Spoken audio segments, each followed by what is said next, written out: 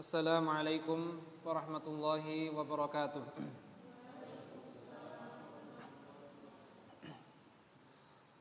Alhamdulillahi rabbil alamin, wal aqibatu lil muttaqin, fala udwana illa 'alal zalimin.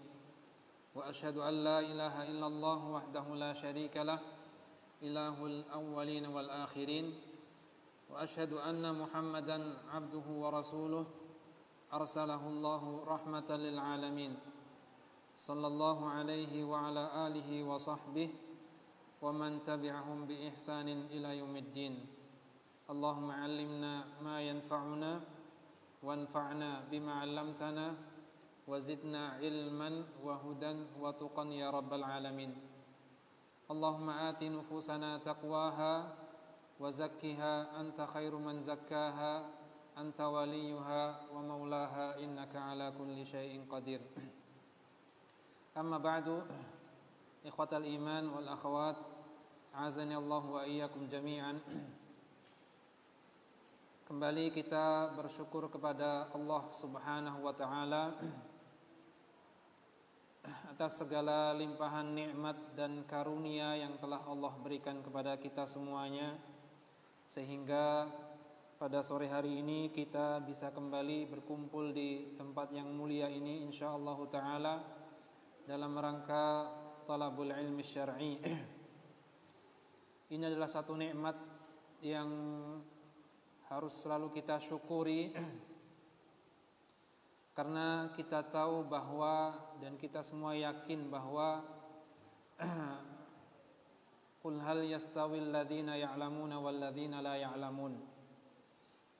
Apakah sama antara orang yang berilmu dengan orang yang tidak berilmu?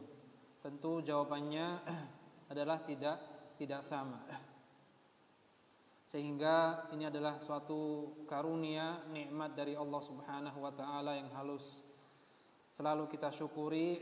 Harapannya semoga Allah Subhanahu wa taala menerima amal ibadah kita, talabul ilmi ini, dan juga harapannya semoga Allah Subhanahu wa taala senantiasa menambahkan kepada kita nikmat-nikmatnya, amin ya rabbal alamin. Ikhwatal iman wal akhawat, azani Allah wa iyyakum jami'an. Kembali kita lanjutkan kajian kita Nawaqidul Islam, pembatal keislaman. Mengingatkan kembali mengapa kita harus mempelajari hal seperti ini. Ya, seperti kita dalam masalah ibadah yang lainnya, seperti kita belajar sholat, kita belajar puasa, kita perlu mengetahui hal-hal yang membatalkan ibadah kita, puasa kita, sholat kita. Karena kalau kita tidak tahu, kita akan terjatuh dalam satu kesalahan. Ibadah kita, sholat kita, puasa kita tidak sah, sedangkan kita tidak sadar.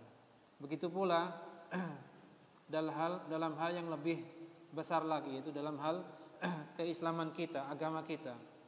Perlu kita mempelajari hal-hal yang dapat membatalkan keislaman kita, sehingga harapannya semoga kita bisa menghindarinya dan tidak terjatuh dalam hal-hal yang membatalkan keislaman tersebut. Pada pertemuan sebelumnya kita sudah membahas 5 nawaqid, an-naqidul awal sampai an-naqid al-khamis. Insyaallah taala kita lanjutkan pada sore hari ini untuk pembatal keislaman yang ke-6. Beliau Syekh Muhammad bin Abdul Wahhab mengatakan, man istahza'a bi syai'in min dinillah aw thawabihi aw iqabihi kafar. Barang siapa yang mengolok-olok, menghina sesuatu yang merupakan bagian dari agama Allah Subhanahu wa taala, atau pahalanya atau iqabnya, maka dia telah kafir.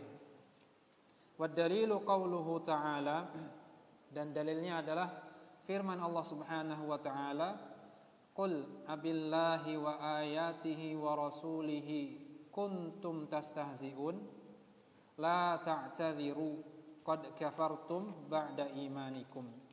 Katakanlah wahai Muhammad kepada mereka orang-orang munafikin yang mana mereka ketika bercanda mereka menghina para sahabat dan juga Rasulullah sallallahu alaihi wasallam. Kejadian ini terjadi ketika Rasulullah sallallahu alaihi wasallam sedang dalam perjalanan menuju Tabuk, dalam Ghazwatu Tabuk. Perjalanan yang sangat panjang, jauh, dan juga terjadi di musim panas. Nah, seperti biasa orang ketika melakukan perjalanan mereka akan ngobrol, senda gurau dengan teman-teman mereka. Nah, mereka orang-orang munafikin di antara obrolan mereka adalah mereka mengatakan, wallahi ma ra'ayna mithla qurra'ina arghaba butuna wala akdzaba alsuna wala ajbana indal liqa. Mereka bisa dibilang menggibahi, mengolok-olok para sahabat Rasulullah sallallahu alaihi wasallam. Mereka mengatakan, wallahi demi Allah, kami tidak melihat, menemukan orang-orang yang semisal dengan mereka, para penghafal Al-Qur'an, yaitu sahabat-sahabat Rasulullah sallallahu alaihi wasallam. Yang mana mereka itu adalah arghaba butuna. Rata-rata perutnya buncit, gendut. Wala akdzaba al-sunnah, dan tidak pula banyak ngomong, banyak berdusta. Wa ajbana indal liqa, tambah lagi mereka itu kalau dalam peperangan mereka itu pengecut, tidak berani. Nah, obrolan mereka ini sampai kepada salah seorang sahabat, akhirnya dia mengadu kepada Rasulullah sallallahu alaihi wasallam. Akhirnya turun ayat ini, qul abillahi wa ayatihi wa rasulihi. Katakanlah wahai Muhammad kepada orang-orang munafikin, apakah dengan Allah Subhanahu wa taala, ayat-ayatnya dan juga rasulnya kalian semuanya mengolok-olok, menghina? La ta'tadhiru, percuma, jangan kalian meminta maaf atau mencari-cari alasan. Qad kafartum ba'da imanikum, sungguh kalian telah kafir, keluar dari agama dan keimanan kalian.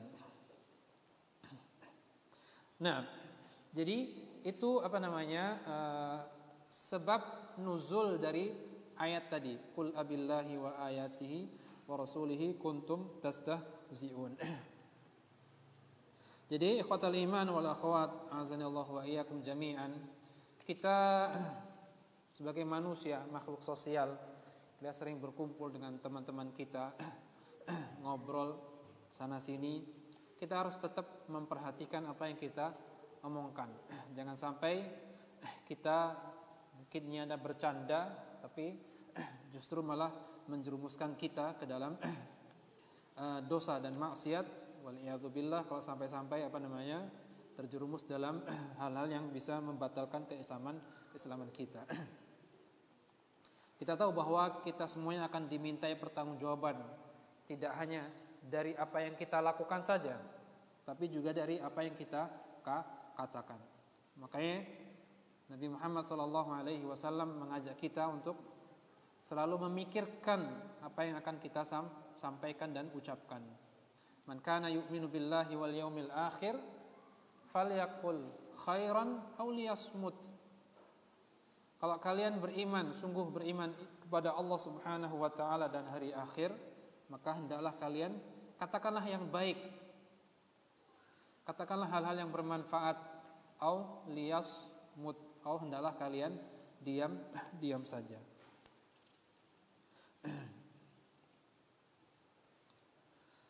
Jadi jangan hanya sekedar niatan ingin bikin sesuatu yang lucu, lelucon dan lain sebagainya, tapi kita sampai menyerempet kepada hal-hal yang bisa merusak akidah dan keimanan kita. Banyak kasus yang terjadi ya. Misalkan kita tahu bahwa di negeri kita ini ada satu, bisa dikatakan semacam profesi, yang mana mereka itu profesi mereka adalah ingin menghibur orang, ingin bikin orang tertawa, para komedian. Cuma ya tidak sedikit dari mereka ketika mereka membuat materi, menyampaikan materi tersebut kepada para audiens, bablasan, sehingga mereka nyinggung-nyinggung masalah ibadah, masalah malaikat, masalah agama dan lain sebagainya. Jadi makanya Rasulullah SAW dan Rasulullah sudah mewanti-wanti, wailun liman yakdzib liyudhikan nas. Sungguh kecelakaan bagi orang yang dia itu berdusta, membuat cerita-cerita, mengarang-mengarang, harapannya tujuannya adalah ingin membuat orang tertawa. Jadi boleh kita bercanda, kata Rasulullah SAW, dan Rasulullah pun juga berapa kali bercanda, tapi an la naqula illa haqqan, janganlah sampai kita bercanda kecuali dengan kata-kata yang mana itu benar dan tidak menganjur dusta, apalagi sampai mengolok-olok agama Allah Subhanahu wa taala. Seperti mencela para ulama, menghina, meremehkan mereka dan lain sebagainya. Mereka itu kolot, mereka itu kurang gaul, kurang update dan sebagainya. Waliyadzubillah. Nah, kaitannya dengan mengolok-olok para ulama, ahli ilm, ada rincian yang disampaikan oleh para ulama.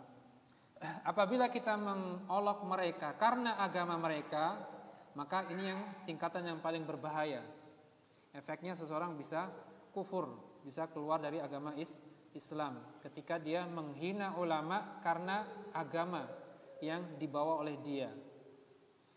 Apabila mengejek tersebut karena fisik ulama tersebut, maka itu lebih ringan.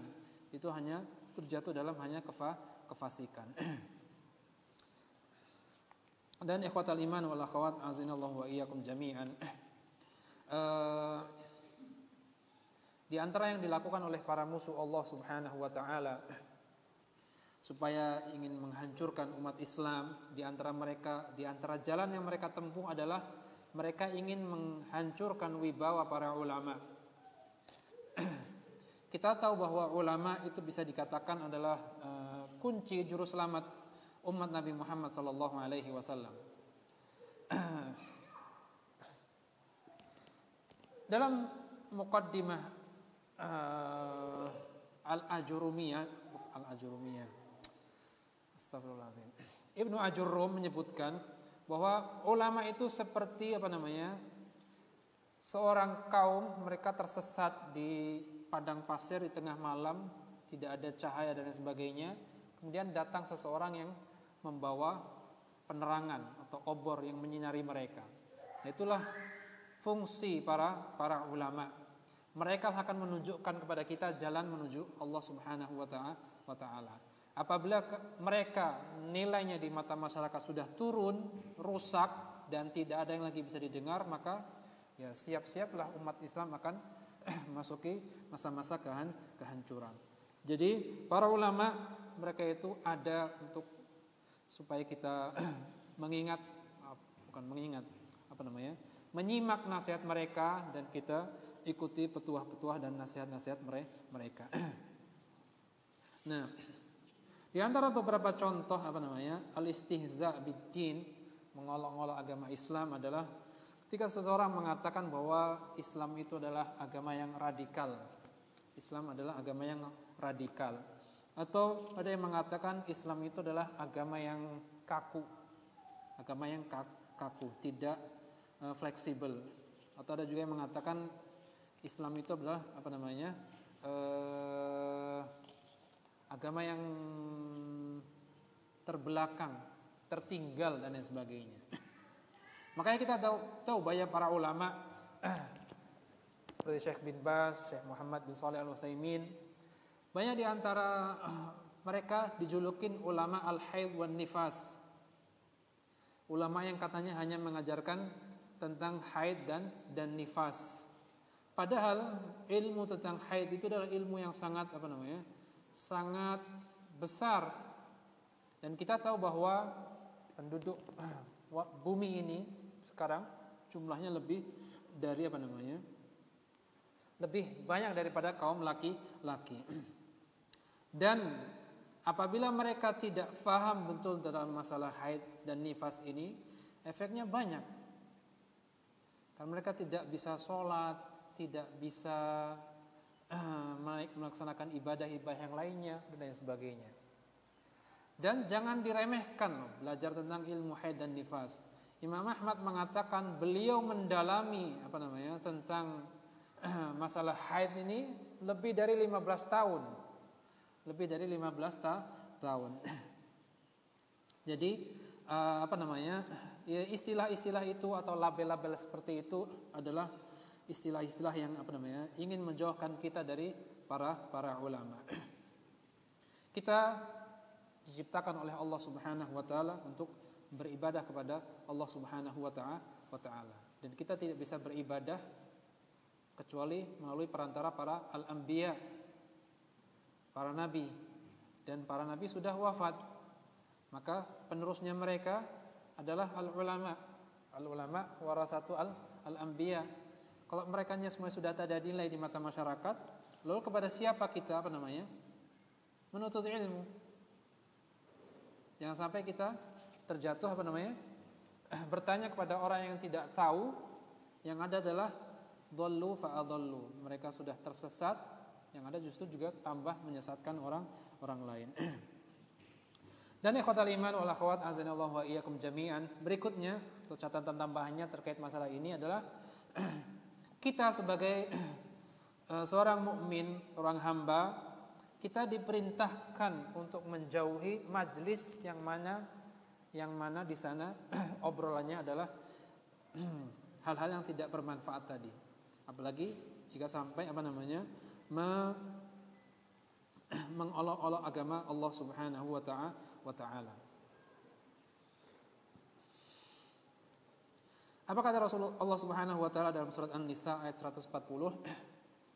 Wa qad nazzala 'alaikum fil kitabi an idza sami'tum ayatillahi yukfaru biha wa yustahza'u biha fala taq'udu ma'ahum hatta yakhudhu fi haditsin ghairihi innakum idzam mithluhum innallaha jami'ul munafiqina wal kafirina fi jahannama jami'a. Dan Allah sudah menjelaskan dalam Al-Qur'an dan dalam kitab-kitab yang lain, an idza sami'tum, apabila kalian mendengar ayatullahi yustahza'u biha, yukfaru biha wa yustahza'u biha. Ayat Allah Subhanahu wa taala diingkari dan juga diolok-olok, dihina-hina, fala taq'udu ma'ahum, maka jangan duduk bersama mereka. Hatta yakhudhu fi haditsin ghairi, sampai mereka mengubah obrolannya dan mengganti dengan hal-hal yang tidak dengan hal yang baik. Innakum idzam mithluhum. Kalau engkau tetap duduk bersama mereka, maka engkau akan sama saja seperti mereka. Apabila mereka orang kafir, maka engkau juga terjatuh dalam kekufuran. Innallaha jami'ul munafiqina wal kafirina fi jahannama jami'a. Sesungguhnya Allah Subhanahu wa taala akan mengumpulkan bersama-sama orang-orang munafikin dan al-kafirin di neraka jahannam. Tidak hanya kita, bahkan Rasulullah sallallahu alaihi wasallam pun dalam surat Al-An'am juga Allah perintahkan untuk tidak duduk bersama orang-orang yang seperti itu. Wa imma yunsiyannaka syaitanu fala taq'ud ba'da dzikra ma'al qaumidz zalimin. Kalau memang engkau terlupa atau tidak sengaja, kata Allah Subhanahu wa taala, dan duduk bersama mereka, setelah sampai peringatan ini, maka jangan engkau duduk bersama mereka. Kalau tidak, engkau akan sama menjadi mereka, akan menjadi orang-orang yang zalim. Nah, ini pembatal keislaman yang keenam, yaitu al-istiza bi syai'in min dinillahi wa thawabihi wa iqabihi. Nah, Kemudian ikhwatal iman wal akhwat azanillahu wa iyyakum jami'an, yang pembatal keislaman yang ketujuh adalah as-sihru, yaitu sihir. Wa minhu as-sarfu wal 'atfu faman fa'alahu aw radiya bihi kafar. Wad dalilu qauluhu ta'ala wa ma yu'allimani min ahadin hatta yaqula innama nahnu fitnatun fala takfur. Di antara bentuk sihir itu adalah yang namanya as-sarf dan al-'atf. As-sarf sesuai dengan maknanya adalah memalingkan. Sihir yang dilakukan dengan tujuan untuk memisahkan antara seseorang dengan orang yang lain.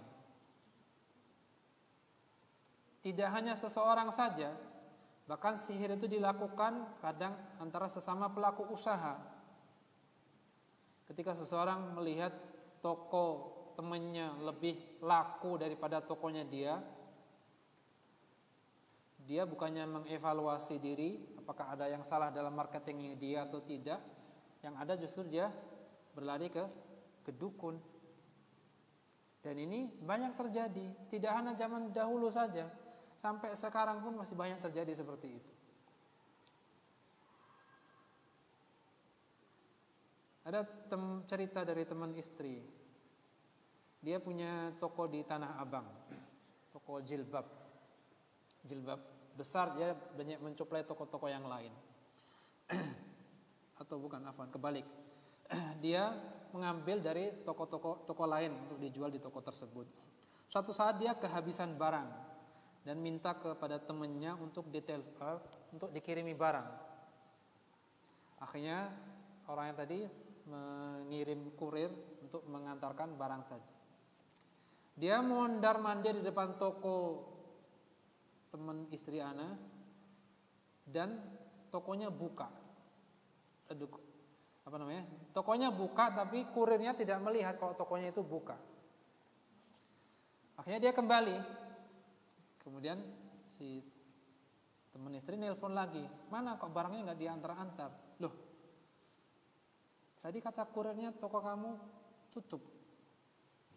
Enggak, anak buka seharian dari tadi sampai sekarang masih ada di sana. Lihat, masya Allah ya, bagaimana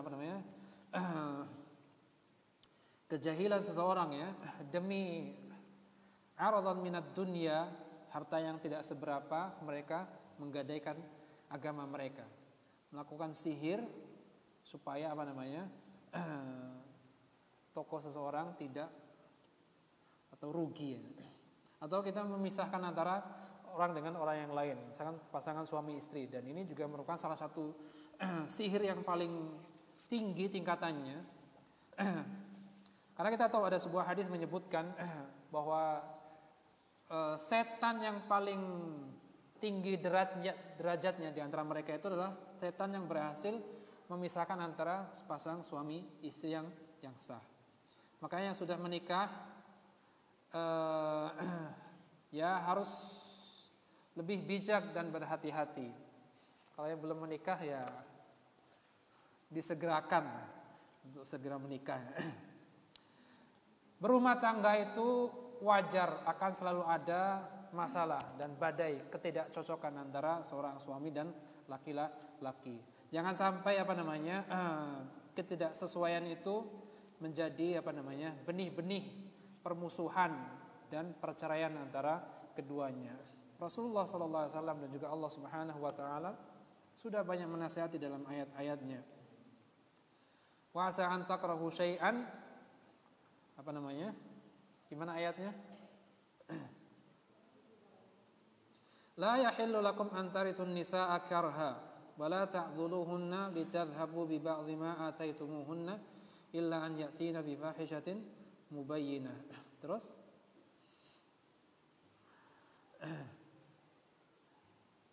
wa ashiruhunna bil ma'ruf fa in karihtumuhunna fa asa an takrahu syai'an wa yaj'alallahu fihi khairan katsira. Boleh saja kamu membenci sesuatu dari istrimu, tapi bisa jadi apa yang kamu benci itu di sana ada banyak kebaikan yang telah Allah Subhanahu wa taala berikan kepada wanita tersebut. Jadi kalau mau mencari kesempurnaan, ya mati saja. Biar dapat bidadari di surga. Tapi kalau bunuh diri nggak akan bisa masuk surga, nggak bisa dapat bidadari. Jadi wajar karena manusia itu banyak kelemahan dan banyak kekurangan. Berharap istrinya hidungnya mancung, ternyata enggak. Berharap istrinya putih, ternyata ya sedang-sedang sawo mateng dan lain sebagainya. Nah, kalau kita bisa mengamalkan nasihat dan ayat dari Rasulullah SAW dan juga dari Allah Subhanahu Wa Taala, insya Allah akan ada banyak keberkahan dan kenikmatan yang Allah berikan kepada kita. Nah, jadi itu ya as-sarfu, sihir yang digunakan untuk menjauhkan seseorang dari orang lain. Dan kebalikannya, wal-atfu adalah sihir yang digunakan untuk menjadikan orang cinta, senang dan sayang kepada seseorang. Kayak sering ada istilah ya, kalau cintaku ditolak, dukun bertindak ya. Ini hati-hati, walaupun terlihat remeh, tapi kalau yang diulang-ulang takut kerekam ke dalam alam bawah sadar kita dan kita ucapkan kemana-mana, sehingga takutnya kita mempromosikan sihir dan perdukunan itu ya. Wa minhu sarfu wal atfu faman fa'alahu aw radiya bihi kafar. Barang siapa yang melakukan sihir itu, tidak hanya melakukan dan dia juga meminta supaya dilakukan sihir itu, aw radiya bihi, dan dia ridha terhadap perbuatan tersebut, maka kafar. Wad dalilu qauluhu ta'ala wa ma yu'allimani min ahadin hatta yaqula innama nahnu fitnah fala takfur. Kita tahu sejarahnya sihir itu seperti apa. Bahwa sihir itu memang sengaja Allah Subhanahu wa taala turunkan kepada umat manusia ini melalui seorang malaikat bibabila Harut wa Marut, seorang malaikat namanya Harut dan Marut yang Allah turunkan di negeri Babil. Mereka mengajarkan ilmu sihir itu kepada manusia. Tapi mereka menyampaikan di awal bahwa ilmu ini adalah ilmu yang tidak bagus. Kalau kalian mengamalkannya, kalian akan kufur. Wa ma yu'allimani min ahadin hatta yaqula innama nahnu fitnatun fala takfur. Setiap mereka mengajarkan, mereka sudah menyampaikan disclaimer kepada para orang yang belajar. Innama nahnu fitnah, kita itu diutus oleh Allah sebagai ujian keimanan kalian. Fala takfur, jangan sampai kalian kufur terhadap dengan ujian ini. Akhirnya dia banyak orang yang belajar dan dia tidak bisa menahan diri sehingga terjatuh dalam kekufuran. Jadi tidak benar ya bahwa sihir itu adalah ilmu yang diajarkan oleh Nabi Daud alaihi assalam. Itu bukan Daud tapi Sulaiman. Wattaba'u ma tatlus syayatinu ala mulki Sulaiman. Wa ma kafara Sulaiman walakinna syayatina kafaru. Nah, jadi inilah sihir, pembatal keislaman yang ke-7. Mana tadi?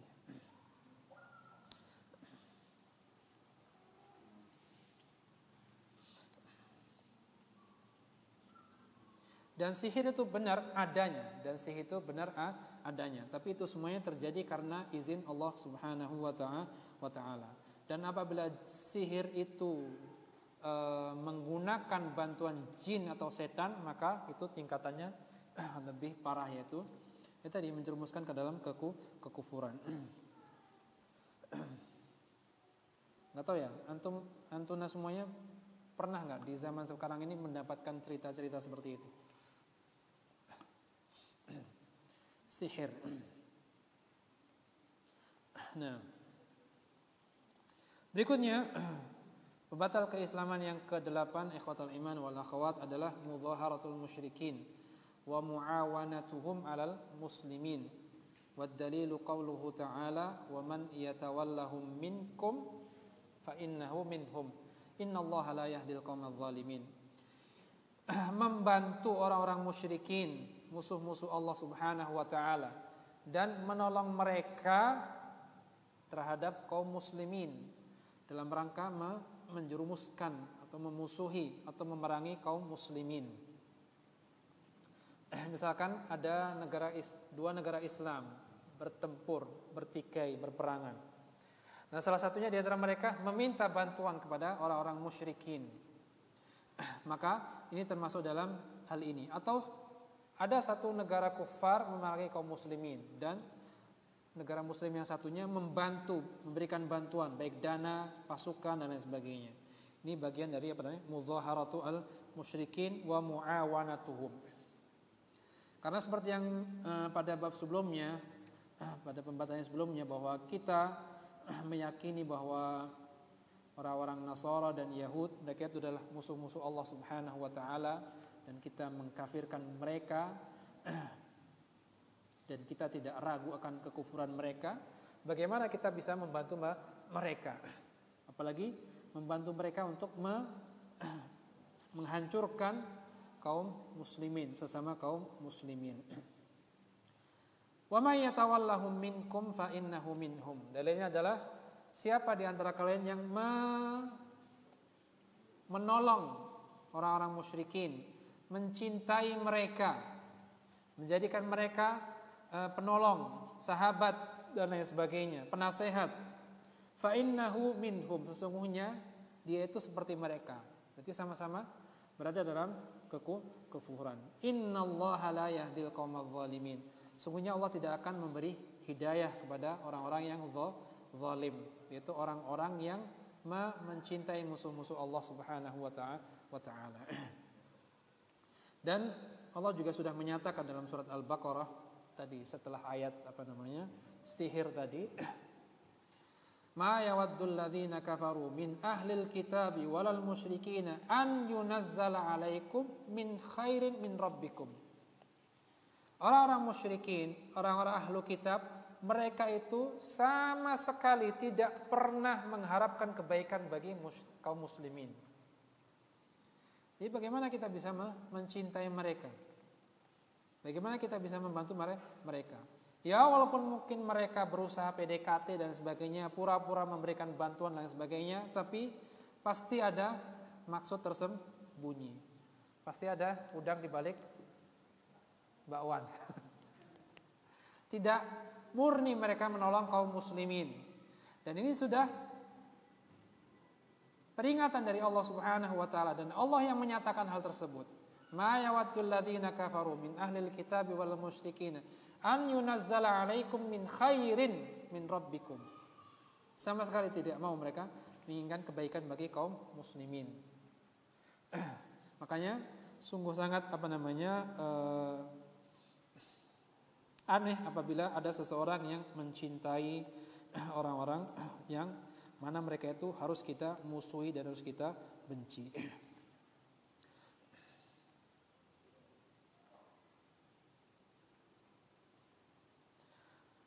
Dan mencintai orang-orang musyrikin, ikhwatal iman wal akhwat, itu terbagi menjadi dua, ada rinciannya. Apabila kita mencintai mereka karena agama mereka, kita menganggap mungkin agama mereka lebih baik dan lain sebagainya, karena mereka mengajarkan ini dan itu, maka itu adalah kekufuran, seperti pembatal keislaman yang keempat. Apabila kita mencintai mereka karena hal-hal dunia, mungkin karena mereka maju, karena mereka lebih berilmu, lebih berkembang ilmu pengetahuannya dan sebagainya, maka mencintai mereka itu adalah bentuk dari kefasikan. Itu dari kefasikan. Akan tapi ada juga cinta yang mubah, yang diperbolehkan. Kita mencintai orang-orang musyrikin apabila kita ada hubungan kekerabatan dan darah dengan mereka. Misalkan ada seorang muslim, orang tuanya non muslim, maka boleh bagi dia mencintai mereka berdua, tapi dalam hal kewajaran. Bagaimana cinta seorang anak kepada kepada orang tuanya, atau sebaliknya dari orang tua kepada anaknya, atau dari kakak ke adik, adik ke kakak dan sebagainya. Tapi jangan sampai kecintaan itu membuat kita menuruti apa yang mereka inginkan. Karena kita dilarang oleh Allah Subhanahu wa taala. Kalau mereka wa in jahadaka ala an tusyrika bi ma laysa laka bihi ilmun fala tuti'huma. Kalau mereka mengajak kita untuk menyekutukan Allah Subhanahu wa taala, untuk kufur pada Allah Subhanahu wa taala, bermaksiat, fala tuti'huma, maka jangan kamu taati. Tetap mereka harus dilakukan dengan baik. Syukur-syukur kita berbuat baik kepada mereka dengan harapan mereka bisa mendapatkan hidayah dan masuk ke dalam agama Islam, maka tentu lebih baik lagi. Nah, ini pembatal keislaman yang ke-8, mudhaharatul musyrikin wa muawanatuhum 'alal muslimin. Kemudian yang ke-9, ikhwatul iman wal akhwat, man i'taqada anna ba'dhan nasi la yajibu 'alaihi ittiba'un nabi sallallahu alaihi wasallam wa annahu yasa'uhu al-khuruju an syari'atihi sallallahu alaihi wasallam kama wasi'al Khadir al-khuruju an syari'ati Musa alaihi salam fahuwa kafir. Barang siapa meyakini bahwa sebagian manusia itu tidak wajib mengikuti Nabi Muhammad sallallahu alaihi wasallam, wa annahu yasa'uhu al-khuruju an syari'atihi, jadi tidak wajib dan dia boleh untuk meninggalkan syariat Nabi Muhammad sallallahu alaihi wasallam. Ini sebagaimana yang dilakukan oleh ghulatus sufiyah, orang-orang sufi yang orang-orang yang berlebih ya, orang yang ekstremis di antara mereka, yang mana ketika mereka mencapai level tertentu, derajat tertentu, makom tertentu, mereka sudah gugur kewajiban ibadah kepada mereka. Mereka tidak sholat, mereka tidak puasa dan lain sebagainya. Jadi syariat Nabi Muhammad sallallahu alaihi wasallam itu untuk linnasi kaffah, untuk manusia secara umum tanpa terkecuali. Wa ma arsalnaka illa kaffatan linnas. Tidaklah kami mengutusmu wahai Muhammad melainkan kepada seluruh umat manusia. Siapapun mereka, semua harus mengikuti syariat Nabi Muhammad sallallahu alaihi wasallam. Bahkan Nabi Isa alaihi salam ketika nanti turun di akhir zaman, beliau akan menjalankan syariat Nabi Muhammad sallallahu alaihi wasallam dan tidak mengamalkan syariat yang beliau ajarkan kepada umatnya terdahulu. Jadi syariat Nabi Muhammad sallallahu alaihi wasallam ini menyeluruh untuk kaum muslimin, untuk manusia secara umum tanpa terkecuali.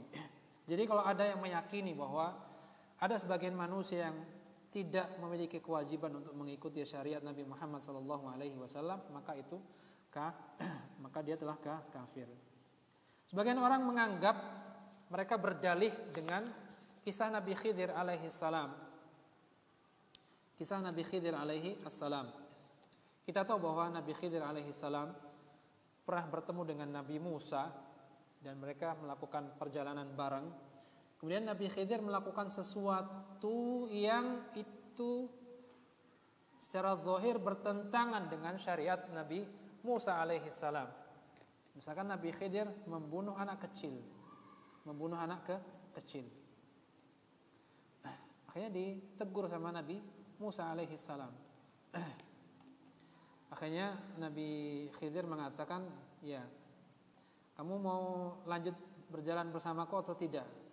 Kalau mau, berarti kamu harus diam. Pokoknya ngikut saja." Nah, para ulama menyebutkan atau memberikan penjelasan terkait masalah ini.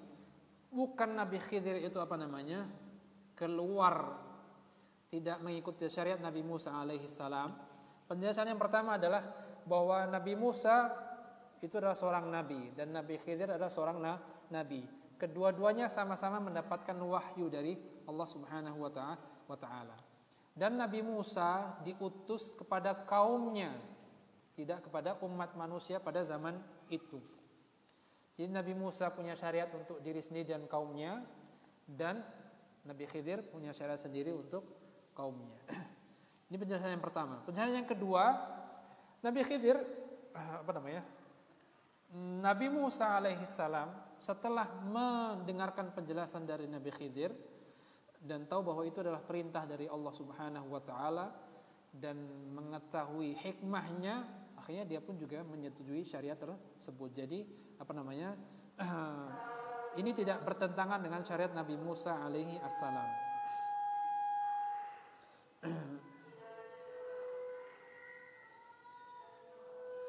Nah, ini batal keislaman yang ke-9.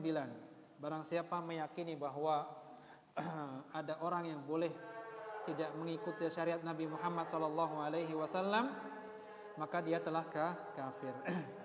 Kemudian yang terakhir, al-ashir, adalah al-i'radu an dinillah, la yata'allamuhu wa la ya'malu bihi.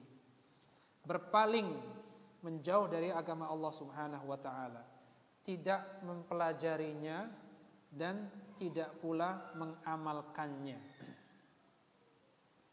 Dan sebagian orang berdalih, ngapain sih kita jadi orang soleh-soleh banget? Ada yang seperti itu kadang. Atau ada yang mengatakan, anak nggak mau belajar serius, karena dia mungkin merasa dirinya nggak mampu atau gimana. Dia takut semakin belajar mungkin semakin tahu bahwa ini tidak boleh dan itu tidak boleh, sehingga dia merasa takut hidupnya terkekang. Akhirnya justru malah tidak mau mempelajari agama Islam. Dan sikap ini adalah sikap yang berbahaya. Jadi termasuk yang hal membatalkan keislaman. Al-i'radu an dinillah, la yata'allamuhu wa la ya'malu bihi. Tidak mau mempelajari agama Islam padahal fasilitasnya ada, kajian ada, buku-buku banyak, internet ada, majlisul ilm banyak, tapi masih tidak mau mempelajarinya. Dan ketika sudah tahu ilmunya, tidak mau mengamalkannya. Sudah tahu itu riba, tapi masih tetap bekerja di perusahaan yang ada ribanya. Sudah tahu bekerja di perusahaan misalnya minuman-minuman keras, tapi masih tetap mengais rezeki di situ. Dan lain sebagainya.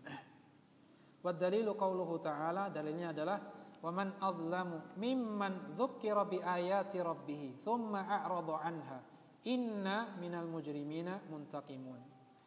Siapakah yang lebih zalim daripada orang-orang yang diingatkan, diberi peringatan dengan ayat-ayat Allah Subhanahu wa taala, tsumma a'rada anha, kemudian dia berpaling. Inna minal mujrimina muntaqimun. Sesungguhnya kami akan memberikan balasan seberat-beratnya kepada orang-orang mujrimin, orang-orang yang berdosa. Jadi ini pembatal keislaman yang ke-10 dan yang terakhir, yaitu adalah berpaling dari agama Allah Subhanahu wa taala, tidak mau mempelajarinya dan tidak mau mengamalkannya. Apalagi amalan-amalan yang merupakan suatu kewajiban bagi seorang muslim. Kalau hal yang bersifat sunnah, ya oke lah, mungkin nggak apa-apa. Tapi hal yang bersifat wajib seperti sholat yang merupakan kewajiban sehari-hari kita, ya harus kita pelajari bagaimana sholat yang benar, bagaimana sunnah-sunnahnya, wajibatnya, apa-apa yang harus kita tinggalkan saat kita sholat dan lain sebagainya. Puasa, zakat, dan sebagainya. Adapun yang sunnah-sunnah, kalaupun kita tidak amalkan ya, kalaupun tidak harus pelajari ya, nggak apa-apa, walaupun itu juga baik juga.